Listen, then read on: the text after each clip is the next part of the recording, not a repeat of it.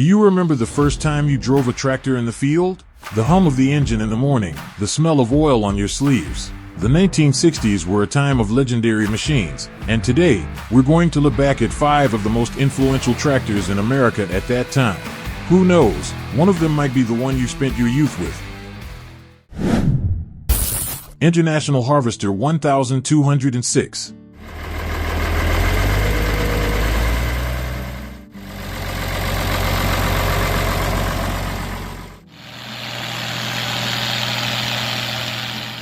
Every autumn morning in the Midwest, before the sun had time to clear the thin layer of dew on the prairie, the rumble of an engine could be heard in the distance. If you lived and farmed in the mid-1960s, you'll never forget the distinctive roar of an International Harvester 1206 as it roared out into the fields. It was more than just a machine, it was a statement of power, technology, and American pride. I remember seeing it for the first time at the 1965 Agricultural Fair. The 1206 stood there, painted bright red with an off-white hood, looking like a bull ready to break out of the pen. People gathered around it, admiring not just its distinctive appearance, but what it represented, IH's first turbo diesel, with 112 horsepower. Now, that number may not be enough to wow young people. But in 1965, a machine with more than 110 horsepower, an 8-speed transmission, and an independent PTO system was a huge leap forward. With the torque amplifier transmission, you could go from light to heavy work without stopping. Those who had farmed more than 200 acres knew the value of that. It saved not only time, but also manpower. The 1206 was not a tractor for the faint of heart. It needed the operator to understand that he had power in his hands, especially with the 38-inch rear wheels and solid drive shaft. When you pressed the pedal and heard the turbo start to roar, you knew this iron horse had no intention of slowing down. But what made the difference was more than just the mechanics. It was the feeling. Ask any veteran farmer who owned a 1206, they'll tell you it's not about the specs, but about the belief, the ability to pull a harrow through wet clay without losing its breath, the ability to work all day without breaking down, and the feeling of being in control of one of the most advanced machines of its time. Only produced for about 3 years, from 1965 to 1967, the 1206 became a rare icon, not because it was the first to get a turbo, but because it proved that technology and reliability didn't have to be a trade-off. Today, if you come across a 1206 in operation, stop for a moment. Look closely at the classic lines, the IH emblem on the hood, and if you're lucky enough to hear the engine roar, smile. You're standing in front of a piece of the soul of American farming. The International Harvester 1206 was more than just a tractor. It was the opening chapter of the modern era of agriculture, the result of a farmer's passion, engineering ingenuity, and absolute faith in the future. And that is why it deserves a place on our list of the most influential tractors of the 1960s.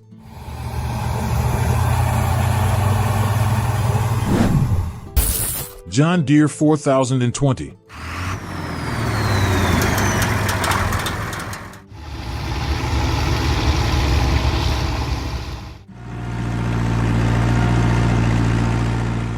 There are machines you see once and forget, but there are also machines you remember forever. For me, and for tens of thousands of American farmers, the John Deere 4020 was one of those machines. I remember in 1964, my father drove his old 4010 to the Deere dealership in town. He said, "I hear the new 4020 is more powerful and less annoying than the old one. What do you think?" Before I could answer, he got out and patted the hood of the new machine in the yard. The signature green paint job, more modern lines, and giant rear wheels made a statement. I'm ready to plow the world. The John Deere 4020 debuted in 1963, replacing the already successful 4010. But the 4020 wasn't just an upgrade, it was a revolution. With a 404 cubic inch, 6-cylinder diesel engine that produced 94 horsepower at PTO, the 4020 could handle just about any job a farmer could throw at it, from plowing, to planting, to pulling a cart loaded with tons of corn. And the biggest draw was the optional power shift transmission, which allowed you to change gears without depressing the clutch. Back then, that was almost magical. The 4020 also featured a high-pressure, closed-loop hydraulic system, responsive and powerful, allowing the rear-mounted equipment to operate smoothly, even when the machine was moving. Power steering, hydraulic disc brakes, optional enclosed cab, and even adjustable padded seats. It all suggests that Deere knows what farmers need after a long day in the field. But it's not just the specs. What I love about the 4020 is the feeling of absolute confidence. When you turn the key on a cold morning, the engine fires up within seconds. When you haul a load up a hill, it doesn't sag. When you're rushing into the season, it doesn't let you down. A friend once told me, "I've never had a 4020 make me call a mechanic in the middle of harvest." And you know what? I believe him. From 1963 to 1972, John Deere sold more than 175,000 4020s, more than any other tractor of the era. And many are still working hard today on farms from Iowa to Texas, from Nebraska to Ohio. To me, the 4020 is the ultimate symbol of an era when machines were built to work, not to be displayed. It was durable, easy to service, and user-friendly. You could change the oil, adjust the spark plugs, and check the hydraulic pump without needing an inch-thick manual. Perhaps what I treasure most about the 4020 is not the power, but the memories. My dad drove it year after year. I grew up sitting in the passenger seat, steering when he was away, and later passed it on to my son. 3 generations with the same machine. Not much technology today can boast about it. Times have changed. Tractors now have GPS, self-driving, sensors of all kinds.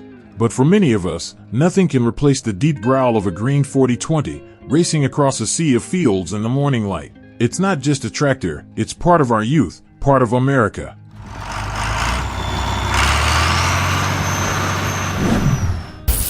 Allis-Chalmers D17.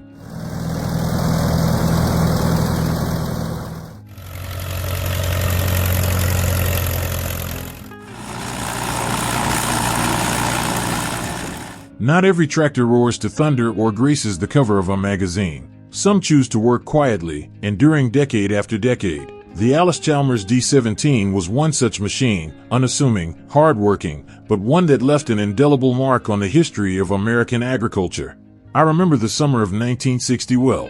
In a wheat field in southern Illinois, my uncle, a quiet but punctual man, drove the D17 out of the barn at exactly 6:15 a.m., as he did every day. The 4-cylinder engine was not loud, but it hummed steadily, as if it were a promise. Today, we're going to get the job done.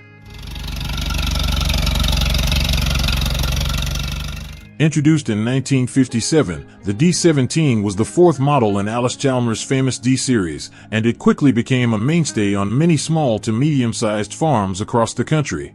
With 63 horsepower on the PTO, it could plow deep, pull heavy loads, and operate attachments like manure spreaders and balers with ease. One of the standout features was the snap coupler system, which allowed the driver to attach a rear attachment quickly and with minimal effort. For people like my uncle, who was in his 50s but still had hundreds of acres to tend to, this system was a huge step forward. No more crawling around on the ground, straining to attach a plow. Just back the tractor into place and click, and it was ready to go.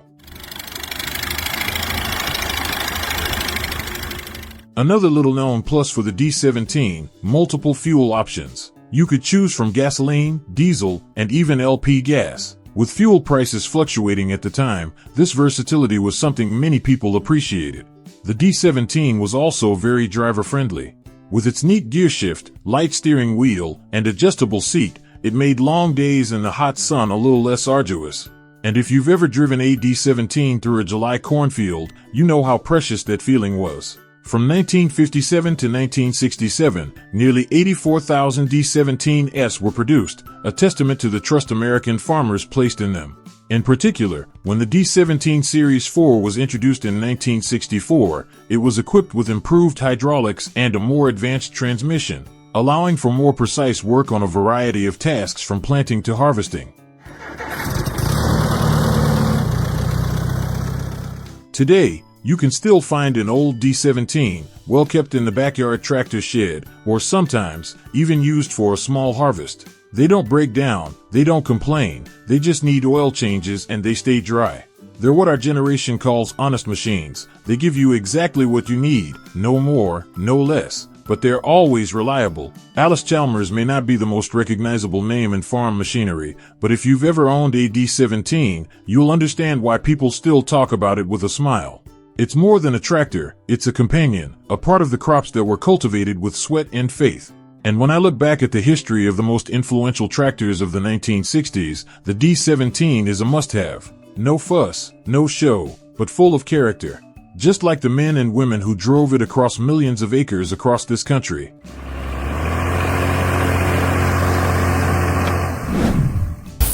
Ford 5000.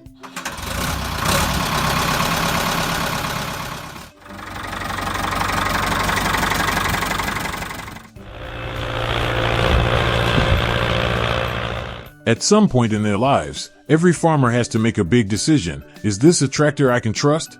And if you were alive in the late 1960s, the Ford 5000 was probably the most obvious answer. I remember the first time I saw the 5000, a spring morning in 1966, at a Missouri agricultural fair. Amidst the red and green machines, the Ford 5000 with its bright blue hood and off-white body seemed to say, "I don't need to roar, I let my actions speak." Introduced in 1965, the Ford 5000 was not the company's first model, but it was a major turning point in the Ford Motor Company's agricultural strategy. It was powered by a 256 cubic inch, 3-cylinder diesel engine that produced about 67 horsepower at PTO, a very respectable number for a mid-sized tractor at the time. But what really got people nodding their heads was the actual performance. The 5000 was more powerful than the numbers suggested. Ford wasn't aiming for the big fields of Nebraska or Iowa. It was designed for the mid-size farm, 80 to 200 acres, where a versatile, durable, and easy-to-maintain machine was essential. With an 8-speed, 2-speed transmission, or the Selecto-speed option, the driver can fine-tune the speed for specific tasks, from heavy tilling to spreading manure to sowing seeds. Responsive hydraulics, a powerful 3-point system, and a sturdy PTO make it the perfect machine for any season. What else makes the 5000 special? Simple and easy to service. My generation has always appreciated machines that can be serviced by themselves. Oil changes, brake rebuilds, injector adjustments can all be done in the shed with a few basic tools. No engineers, no computers. And the 5000 is exactly that. No fuss, no breakdowns, just work and keep working. Between 1965 and 1975, tens of thousands of Ford 5000s were sold across North America. They were found on Wisconsin dairy farms, southern soybean fields, and even in local government units. Many chose it for its price, more affordable than some of its competitors, but they kept it for reliability. I once interviewed a farmer in Pennsylvania who said, "I bought the 5000 because I couldn't afford a John Deere 4020, but after 30 years, I've never regretted it. It did everything I needed it to do, and it never let me down." As the years have passed, the Ford 5000 is still a name that is spoken with reverence. Today, you'll see it in vintage tractor parades, or still plowing through small fields with a lawn mower. Even with faded paint and peeling decals, the smooth, steady diesel engine sounds reassuring. The Ford 5000 wasn't the flashiest, most powerful, or most famous machine of the 1960s. But if you ask anyone who's driven one for decades, they'll say, "It's the most reliable machine I've ever owned." And to me, that's the surest sign of a great tractor.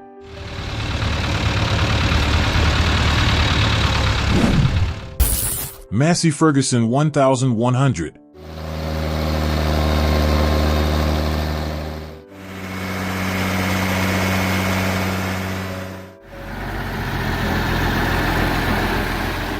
For many of us, the 1960s were more than just a time of rock and roll. It was a decade of bigger, stronger, smarter tractors. And one of the machines that left the deepest mark on the hearts of American farmers was the Massey Ferguson 1100, a milestone in the modernization of American agriculture. I still remember the first day I saw the 1100 driving down the red dirt road leading to the neighboring farm. That distinctive Massey red stood out like the Kansas sunset. It was big, it was majestic, and there was something about it that made you stop just to hear the deep, soulful roar of its 6-cylinder diesel engine. Introduced in 1964, the MF 1100 marked a bold departure for Massey Ferguson. This is no longer a compact tractor for the family farm, it's built for big work. With 96 horsepower on the PTO, the MF 1100 can plow 4 blades into the ground like butter, pull a full wagon of corn across a steep field, or operate a giant baler without faltering. The machine is powered by a 354 cubic inch Perkins a 6.354 diesel engine, powerful, reliable, and extremely fuel efficient. It can run for hours on a full tank, which those who grew up during the energy crisis will appreciate. Another highlight of the 1100 is the multi-power transmission, which allows the driver to change gear ratios on the fly without depressing the clutch. With 6 forward and 2 reverse gears, plus the multi-power option, you have 12 real-world speeds to fine-tune traction and speed for every type of soil and job. More than just power, the MF 1100 showed concern for the driver. The cabin was spacious, the steering wheel was easy to adjust, and the suspension seat helped absorb shock. In an era when farmers spent all day sitting in the sun or cold wind, a smooth ride was invaluable.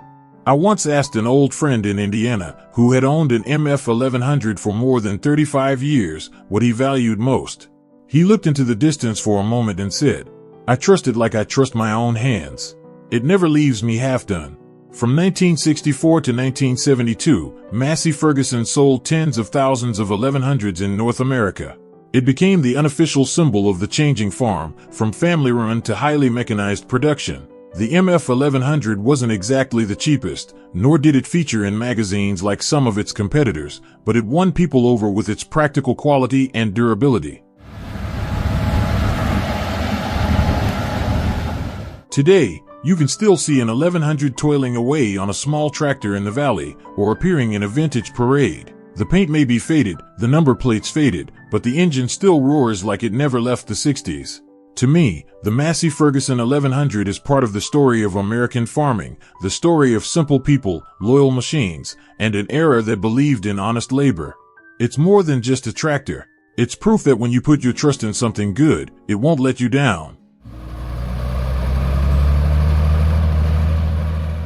To many, tractors are simply hunks of metal, big wheels, big engines, and endless noise. But to those who have lived, worked, and trusted them, tractors are a part of life. From cold early mornings to dusty summer afternoons, machines like the John Deere 4020, IH 1206, Ford 5000, Massey 1100, or Allis D17 do more than plow the land. They quietly accompany us through every season, every year. Each machine on this list represents something bigger.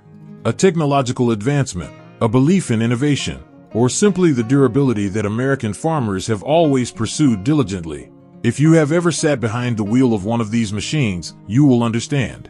They are more than just tools. They are memories, a part of the land, a family, a generation. Thank you for taking the time to travel back in time with me. If you have a story, a photo, or just a small memory of that tractor from back then, feel free to share it in the comments. Because those stories are what keep us together through the years. See you in the next episode when we explore the machines that made agricultural America. Stay healthy, and as always, let the land remember your tracks.